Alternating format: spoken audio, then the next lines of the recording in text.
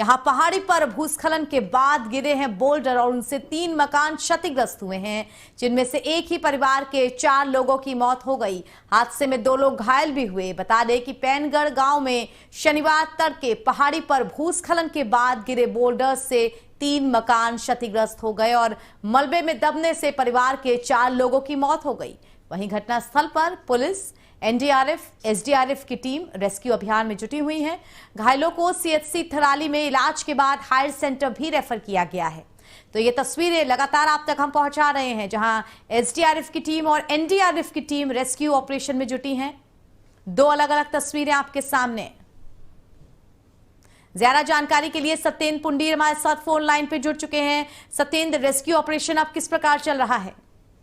हाँ जी, देखिए, भूस्खलन की जो एक घटना है ये थराली विधानसभा के अंतर्गत पैनगढ़ गांव की है और लगभग रात के 1:30 बज रहे थे। उस समय जब लोग गहरी नींद में सो रहे थे और अचानक पहाड़ी से मलबा आया, मौत का सैलाब बनकर मलबा आया, लोगों के मकानों में आया और 3 मकान इस मलबे की चपेट में आने से 5 लोग इस मलबे में दब गए हैं। और जब सुबह आज प्रशासन को सूचना मिली तो एनडीआरएफ मौके पर पहुंची, राजस्व पुलिस मौके पर पहुंची और उनके द्वारा यहाँ पर सर्च अभियान चलाया गया।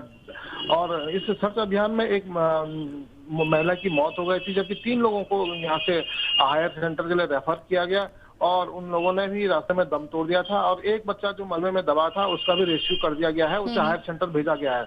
कुल मिलाकर इस भूस्खलन की घटना में 4 लोगों की मौत हो गई है और एक जो बच्चा है उसे हायर सेंटर रेफर किया गया है। ये सभी लोग देहरादून से दीपावली मनाने के लिए अपने गांव आए थे, लेकिन इनकी खुशी जो है वो मातम में तब्दील हो गई। जी सुरेंद्र, जिस तरह से हम देख रहे हैं पूरे मकान मलबे में तब्दील हो चुके हैं, क्या आसपास के और इलाकों में भी कुछ अलर्ट घोषित किया गया है भूस्खलन को लेकर के?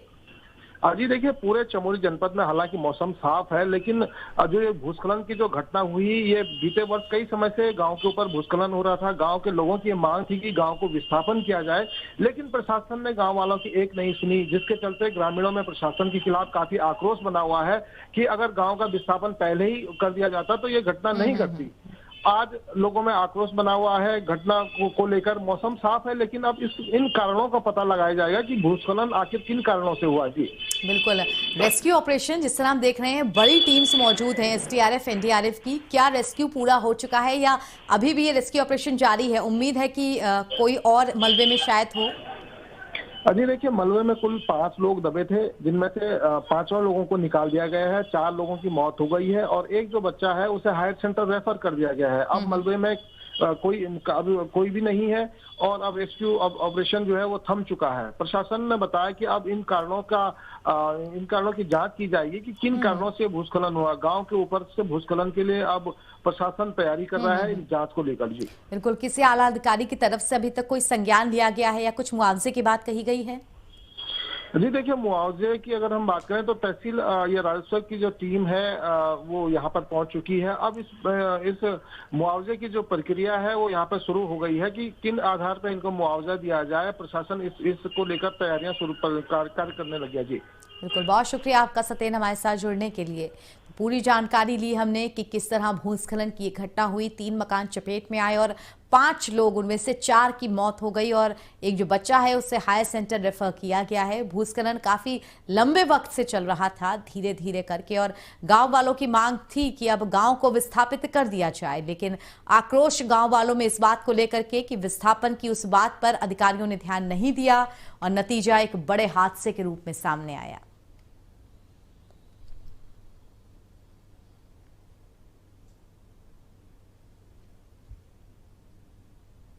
शुक्रवार को बाबा केदारनाथ और बद्रीनाथ के दर्शन करने के बाद पीएम मोदी ने माणा गांव में लोगों से मुलाकात कर गांव को योजनाओं की सौगात दी।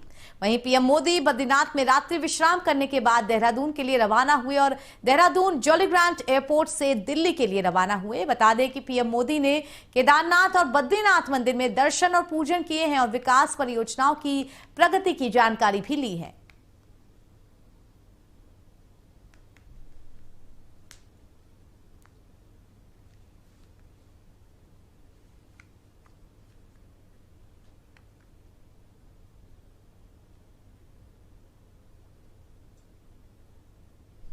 ज्यादा जानकारी के लिए उत्तराखंड से ब्यूरो चीफ जो प्रवीण हमारे साथ फोन लाइन पर जुड़ चुके हैं। प्रवीण, देवभूमि को बड़ी सौगात देकर के गए हैं इस बार प्रधानमंत्री नरेंद्र मोदी। निश्चित तौर पर प्रधानमंत्री मोदी ने बड़ी सौगात दी है उत्तराखंड को।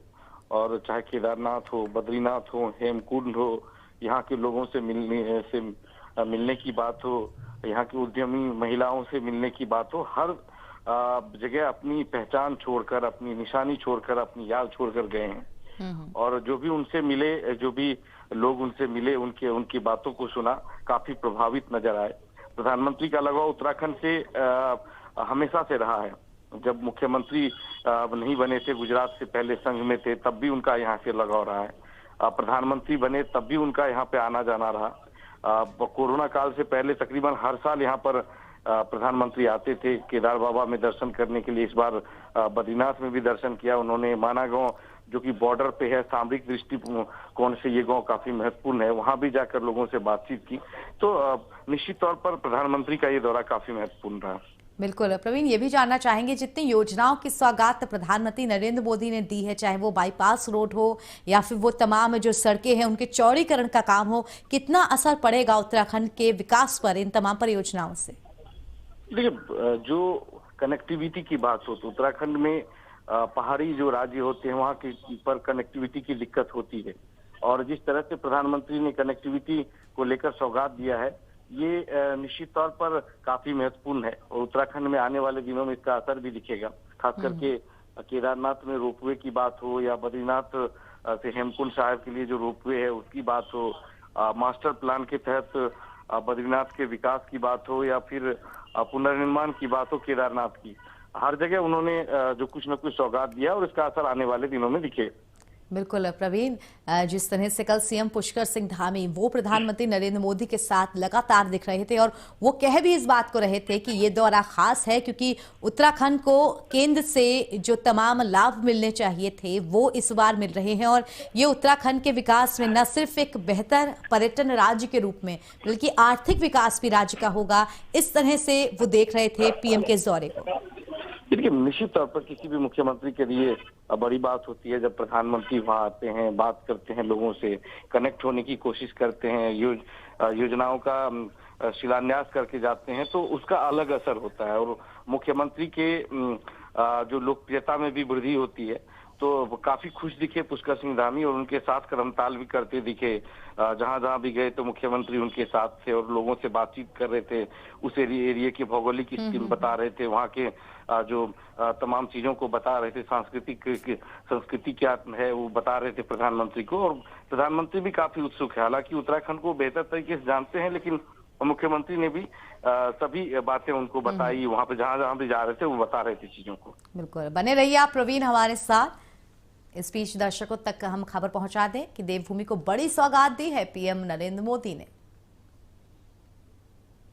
दिवाली पर प्रदेश की धामी सरकार ने रोडवेज कर्मचारियों को तोहफा देते हुए महंगाई भत्ता यानी कि डीए 3% बढ़ा दिया है।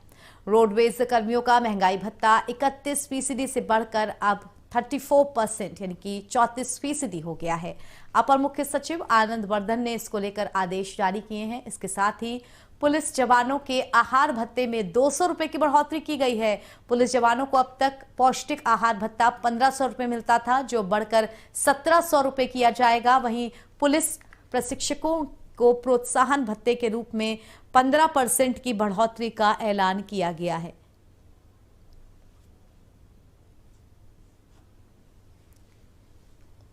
तो इस खबर पर ज्यादा जानकारी के लिए उत्तराखंड से हमारे ब्यूरो चीफ प्रवीण लगातार हमारे साथ बने हुए हैं। प्रवीण, दीपावली से पहले भत्ते के रूप में एक बड़ी सौगात लोगों को मिली है। देखिए, उत्तराखंड सरकार लगातार दीपावली की सौगात दे रहे हैं लोगों को। और इसी कड़ी में दीपावली में रोडवेज कर्मचारियों को भी 3% महंगाई भत्ता देने का ऐलान किया है मुख्यमंत्री ने। रोडवेज कर्मचारियों का जो भत्ता है 31 से बढ़ाकर 34 कर दिया गया है। और आनंद वर्धन जो कि सचिव हैं, अपर मुख्य सचिव है, मुख्यमंत्री भी हैं और परिवहन भी इनके साथ हैं, इनके पास है। तो उन्होंने इसकी घोषणा की है, उन्होंने इस बाबत पत्र जारी किया है। पुलिस जवानों के आहार भत्ते को लेकर भी सरकार ने फैसला लिया है और 200 रुपए की बढ़ोतरी की है। अब 1500 की जगह 1700 रुपए दिए जाएंगे। और जो प्रशिक्षु हैं उनको भी 15% उनके भी भत्ते में भी वृद्धि की है। तो कुल मिला के देखें तो बड़ा फैसला है मुख्यमंत्री का। दीपावली से पहले सभी को एक तरह से गिफ्ट देने की कोशिश की है, सौगात देने की कोशिश की है। बिल्कुल प्रवीण, जिस तरह से आम जनता महंगाई से त्रस्त थी, व्यापारियों का भी कहना था कि दीपावली है लेकिन बाजार सूने हैं, शॉपिंग कम कर रहे हैं, लोग कम खरीदारी कर रहे हैं, शायद इस भत्ते से उन लोगों में प्रोत्साहन आएगा और खरीदारी में भी बढ़ोतरी होगी। निश्चित तौर पर इस दौर में जब महंगाई जो है आसमान छू रही है और लोग फूंक फूंक कर चीजें खरीद रहे हैं, तो ऐसे में मुख्यमंत्री का सौगात काफी महत्वपूर्ण है और प्रोत्साहन तो मिलेगा ही, साथ ही जो है उनके लिए एक बड़ी धनराशि भी होगी जिसको लेकर वो खर्च कर पाएंगे और मार्केट में जाएंगे, दीपावली में सामान खरीद पाएंगे। बिल्कुल, बने रहिए आप प्रवीण हमारे साथ। इस बीच दर्शकों तक ये खबर हम पहुंचा दें कि भत्ते में बढ़ोतरी की गई है, राहत दी गई है कर्मचारियों को।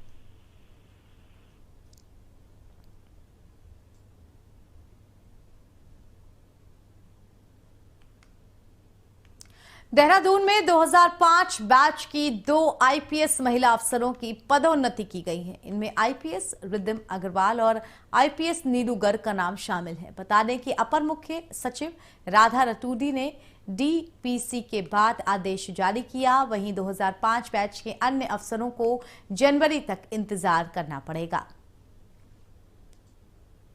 तो ब्यूरो चीफ प्रवीण हमारे साथ इस खबर पे लगातार बने हुए हैं। प्रवीण, 2 महिला अफसरों की जो ये कहेंगे प्रमोशन है, किस तरह से देखेंगे आप इसे?